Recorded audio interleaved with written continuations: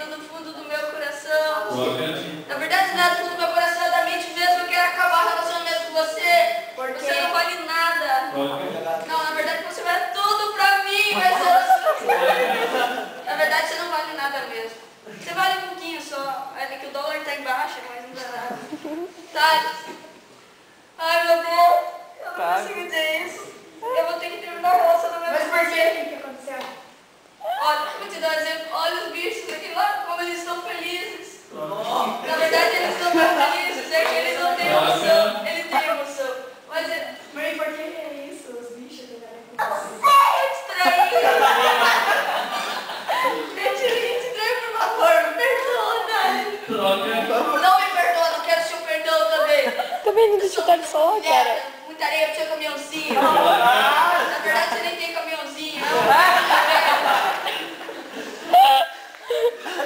Me traiu com quem? Essa palhaça? Teu primo, aquele cartão.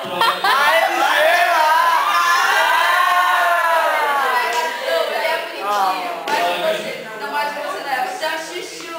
Só vou te recomendar uma coisa. Anticoncepcional. Eu não quero essa merda de anticoncepcional. Eu uso bexiga de bode. Ei! Vou te recomendar uma coisa. Camisinha. Ó. Eu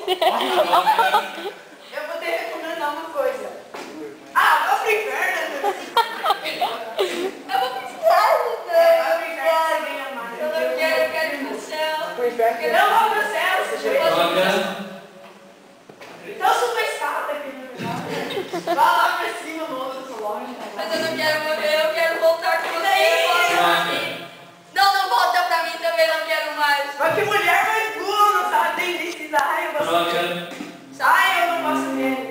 Eu gosto dele, eu gosto dele. Ele é bonitinho, ele não é bonitinho. Vocês estão no zoológico? Vocês estão no zoológico? Vai girar para a cobra tá abaixo. Ah, então... Dá pra entrar com alguém? Vai. Tá. Sim.